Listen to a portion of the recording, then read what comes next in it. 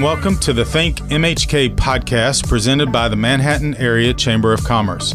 On this podcast, you will hear about a variety of local matters pertaining to the business community. You also hear from local business owners to hear their story and gain valuable business insights. Thanks for tuning in today. We have a special guest with us on the ThinkMHK podcast today, one of our newest businesses in Manhattan, Radiation Detection Technologies.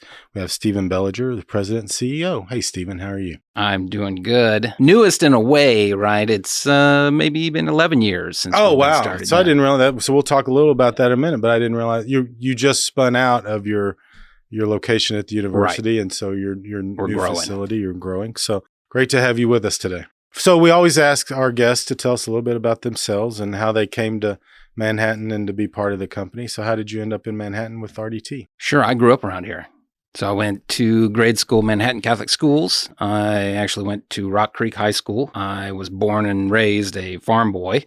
So we have land that we still farm on the family farm just out there on Lake Elbow Road. And so I've grown and known this place as my home all my life. Now, I have traveled a little bit here and there outside of that, just on internships and whatnot, but it's hard to leave Manhattan. Talk a little bit about RDT and how it was founded. So RDT was founded in pretty much the end of 2011, officially January 2012. The idea was I was finishing out my PhD in nuclear engineering at Kansas State University. Found there's quite a few pieces of technology that was developed in the lab there that folks weren't picking up in the radiation detection industry. Some of that's because that industry is slow to adopt. Some of that's because folks just weren't wanting to manufacture it because the market size wasn't big enough or the amount of money that one would collect is not big enough. So started a small company with a few other folks to be able to take those academic technologies and build them at a smaller scale and then offer them to industry as well as government. So a lot of our business is done with the DoD and through the government DOE as well. How did you grow over the decade? Because we just became aware of you a couple years ago. Sure. Yeah, we were running in stealth mode, apparently. So we had grown over the past 11 years or so through research dollars, SBR, STTR type of funds through the federal government, as well as commercial sales. And we started out with one person and then two people and three people. And then now we're up to 17 people. And a lot of the work we've done up until recent years was probably 80% contract research for the government, U.S. government primarily.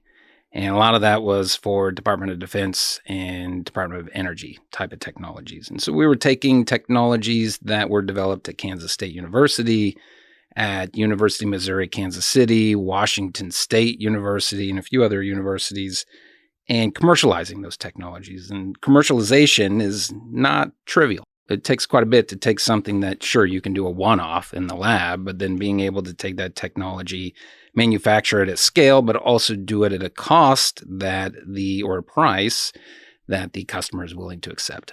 And you were doing this work primarily on campus? Primarily on campus. So Kansas State University has a semiconductor processing facility in Ward Hall. And that facility itself was paid for by the Department of Defense.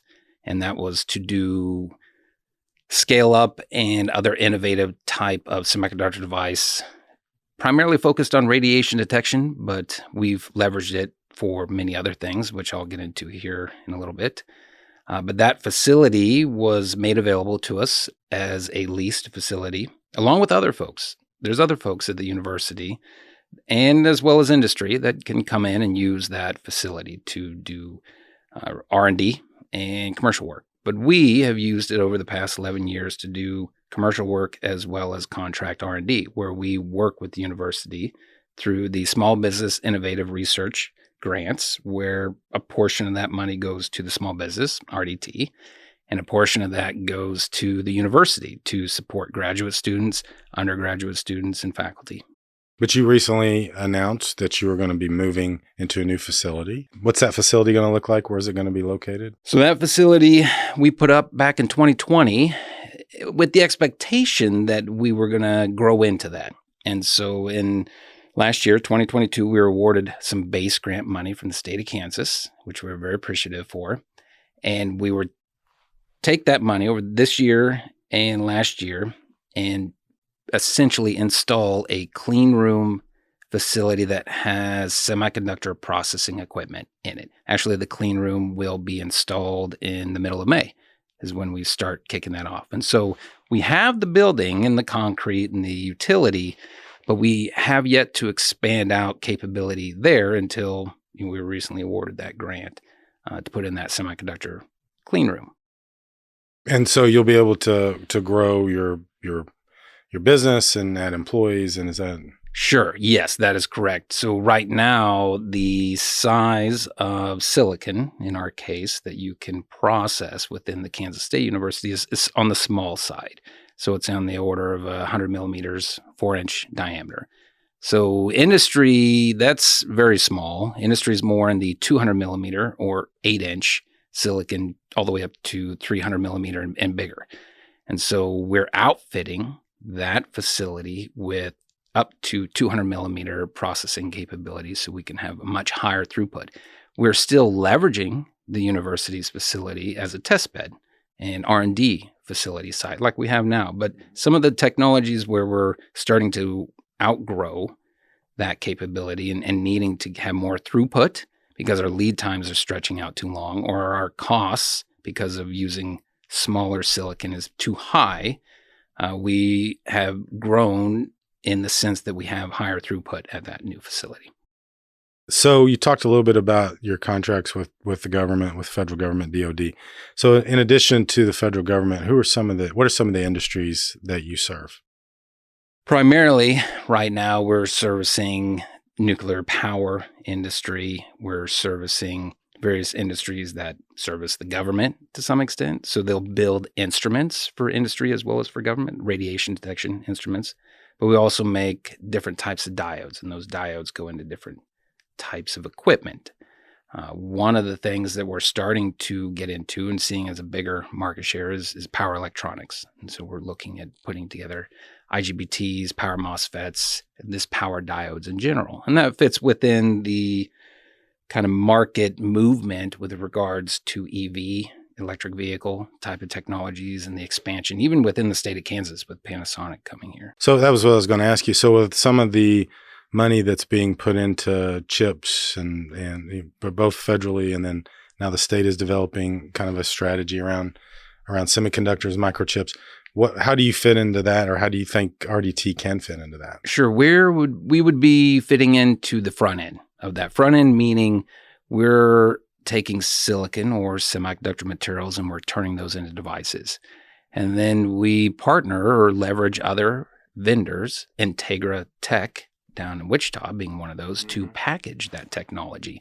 Then after packaged, it goes either into various types of distributors or it goes into end products, vehicles, technologies for radiation detection and medical applications.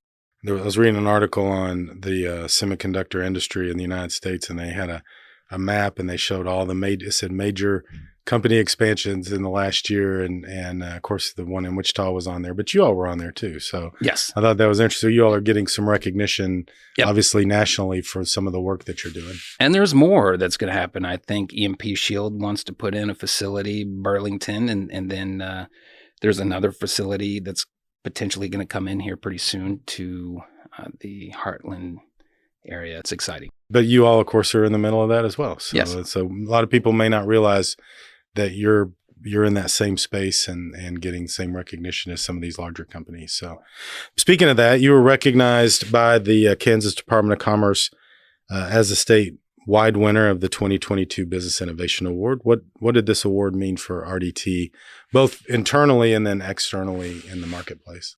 Yeah, I think internally it was validation of all the effort that the team and all the folks at RDT has put in over the past 11 years. So there's a lot of work that goes into R&D innovation, and it can get stressful. There's a lot of failures before you actually have that final success. And so when people talk about innovation, you're usually excited about the new things that weren't available back then and available now. But all that effort it took to get there, it's a lot of stress. And so validation, awards saying, hey, we recognize all your hard effort at RDT as a whole, that was fantastic. So your second question, looking at how industry looks at it from, the outside in, that recognition and putting that recognition forward proves to industry that we are innovative, that we are making innovative technologies, and it actually allows them to take a harder look at what we're doing. You're a company, basically, if I'm understanding right, that was set up as a research company that's kind of grown into manufacturing. That's right. So what percentage of your work now do you think is manufacturing versus research? So I would say probably, depending on orders this year and whatnot, but we are on the order of 60% R&D, 40% commercial. And so we're pushing to try to, by 2024, do 50-50. And then eventually swing where we're doing 80% commercial work and commercial production and 20% R&D, just to make sure we're always on that leading edge of technology. The new facility helps you grow that manufacturing. Oh, base. Definitely. And we didn't talk about it. It's located. You mentioned that you had a farm on Lake Elbow Road. It's actually located. It's on Lake, yeah, on your farm. Yeah, and that's like a stepping stone. So that's a 10,000 square feet. Right now it's 8,000, but we have plans to expand to 10,000 square feet. After that, our plans is to go a little bit further out into Pot County and build a much bigger facility with much more semiconductor processing and semiconductor materials growth. So we do that as well. And that's something new and important within the state. There's very few people in the United States that does that type of work, and actually Canada and China are primarily the ones that do that. And so we're trying to do that now as well. And so that facility, we're hoping to, in the next 8 years or so, get that off the ground. That one's exciting to me because it's a bigger facility, it's higher production, as well as we're hoping to maybe look at solar and putting in a big solar plant to service that and be very lean and green. So why is the Manhattan region good for that kind of operation? Many reasons. So the culture, first and foremost around here, is very good to people. And so there's good amenities to folks. Folks are nice to each other. There's space. People don't get overcrowded. The traffic's not bad. So that's first and foremost. Second, we have Kansas State University, and KU is not that far away either, as well as University of Missouri, Kansas City. It's not that far away. So we're able to capture employees and bring them here. And then third, we're near a military base. And so there's a lot of veterans that are transitioning from service into essentially a lot different things that they can work on outside of the military service that they've done. And we hope to work with them and leverage VA as much as possible to grow them. So you mentioned a minute ago you were up to 17 employees. Is that right? Correct. Okay. Yeah. So are you looking to hire new people? And if you are, what kind of employees? You mentioned a little bit about working with veterans and working with students. I mean, what kind of employees are you targeting? Sure. Over the next 3 to 4 years, we're looking hopefully to hire 10 to 15 more people, at least to grow to be about that size. And then after that, we're going to do another ramp up. But the type of people we're looking for are folks that have initiative and attention to detail. And we do a lot of on-the-job training. And so we don't expect people to come in and know exactly how to process semiconductors or grow semiconductors or work with chemicals or do testing. So because of that, we expect somebody to come in, and we hire quite a few technicians as well. They don't even have a college degree, but they've been very helpful and very good on the job. So we are planning to hire many types of folks that have initiative. A little bit about the business expansion. I know you came to see us again a couple years ago and worked with George Kant on our team, and then also Pot County Economic Development and Kansas Department of Commerce, and we're able to put together a deal that kept you in the region and growing here. How did that collaboration help you through that process? I would definitely say it opened our eyes to resources that were available to us that we weren't aware of. And that would be one of the biggest things. And also when we have problems in our expansion in terms of, either real estate or utilities or not getting things done the way we want it done, we reach out to George and the rest of the team, and they're on it. And definitely the chamber here is very helpful, has been very helpful to help us understand how a lot of these programs work and get us in contact with the right people. And that's one thing, and I know you don't want to talk a lot about this, but you had other options, right? I mean, there were other places you could have gone, and there were other communities that were actively engaged in trying to convince you to move there. Yes, still are, but I think they're going to have a really uphill battle to get us out of Manhattan. Well, I appreciate hearing that, and I'm glad that our team was able to help. What else can we do as a community to support RDT's growth in the Manhattan region? You're already doing a lot, but I would say infrastructure. It continue to improve infrastructure within the Manhattan area, everything from roads to utilities to resources of various types. And so being able to draw employees here and keep employees here is very important in general for any town.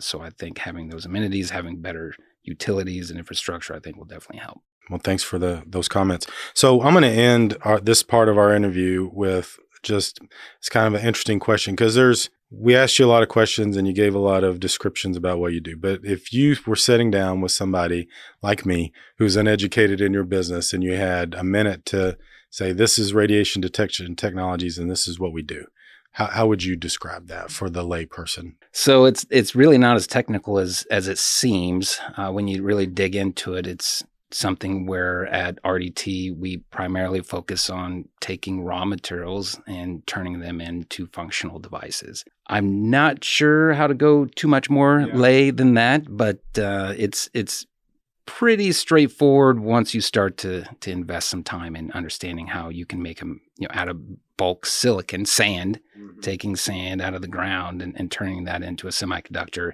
and then turning that into a device that, operates your cell phone. Appreciate that. So we're moving into the rapid fire section where we're going to learn a little bit more about Steve.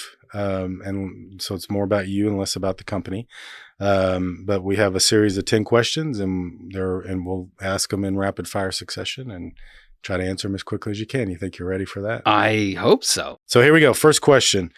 If you could only watch one movie or television show for the rest of your life, what would it be? Sword Art Online. I'm sorry? Sword Art Online. Okay, you're going to have to help me. I'm not familiar with that. It's an anime. Oh, okay. And it's one of those ones that in many ways touches different thoughts in my mind. So it's been something that I've enjoyed over the years, and I tend to always go back and rewatch it quite a bit. We say rapid fire, but we get a chance to let people expound. Let me explain. Expound on things. Throw people off a little bit, right? Okay, so do you prefer working remotely or in the office? Oh, definitely in the office. And I can tell you right now exactly. We've dealt with some remote where it doesn't work. And it really is better to have folks in the office communicating like we are right now, person to person. A lot more gets done. I think there's a lot of hidden body language that people aren't aware of that you just don't see over the camera or just talking on the phone. So we have a lot of cases where we can sit down or meet in the hallway for 5 minutes and get stuff done that usually may take an hour to do online. And then less distraction. I'm hopeful we're moving back into that mode. Yeah, we have to be in that mode. We have lab space. We have to have people down there. You can't do semiconductor processing from home. If you could go back in time for a day, what day would you go to? The first day of life. Interesting. I'll let you expound on that a little bit. Just curious how it all started. I got you. Okay. Yeah, no one's answered that before, but that is a really good answer. What job did you want as a kid? Oh, definitely an astronaut. Okay, that makes sense. Yeah, I had aspirations to be an astronaut, applied a couple times. They didn't see me. And then I was like, you know what? I maybe just try to build my own rocket. Then they came out with a movie where a farmer decided to build his own rocket, and so now it's already done. So I can't. That actually didn't happen in real life. You could go ahead. Maybe I could try. You could do that. Yeah. What was your first job?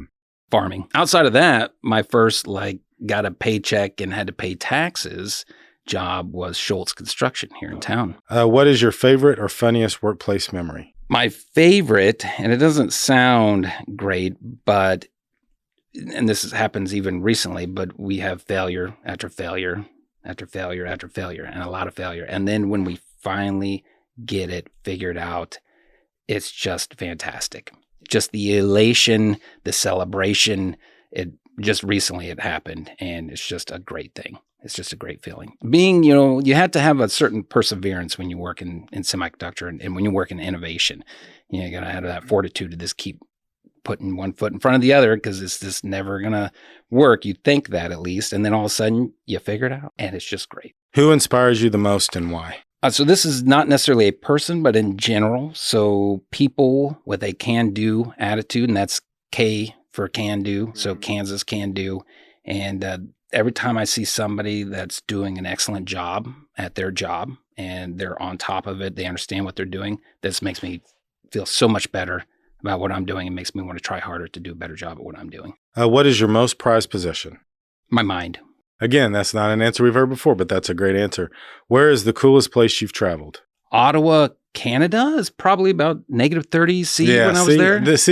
I always have said, anytime, and our producer Dave Lewis can tell you, I always say, I assume they mean the most interesting, not the coolest temperature. Yeah. Because I'm always afraid somebody's going to answer with the coolest place. And I finally quit saying that, and there you went, answered. Oh, yeah. Ottawa is definitely a fantastic place to visit. Well, what's the most interesting place you've traveled? Canada. Yeah. Now, I had to say my wife is Canadian, so.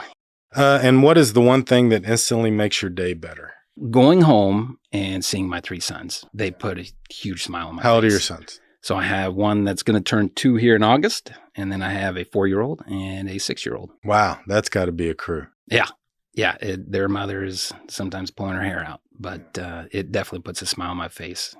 That feeling, I'm sure this has happened to many of us, but when you come home and they just run to you when you open the door and put their arms around your leg, greatest feeling in the world. That was awesome. You enjoy it now. My son is 24. He doesn't do that. I know. So I'm going to miss those days already. I already feel that. Well, Steve, thank you first of all, congratulations on the success of RDT. I know thank you. That it's been a long road and obviously you've had a lot of fortitude sticking to it. And we're proud to see that and happening in Manhattan and be part of you staying here. So thank you for that. And thank you for taking time and joining us on our show today. Yeah, I want to thank you and thank Manhattan for everything they've done for us. So we're excited to grow and get bigger and do more. Great. Thanks for listening to this episode of ThinkMHK, a podcast produced by the Manhattan Area Chamber of Commerce. If you enjoyed the ThinkMHK podcast, we'd love for you to subscribe and share it out on your social media channels. Feel free to reach out to us on Facebook, Twitter, or Instagram at the Manhattan Area Chamber of Commerce.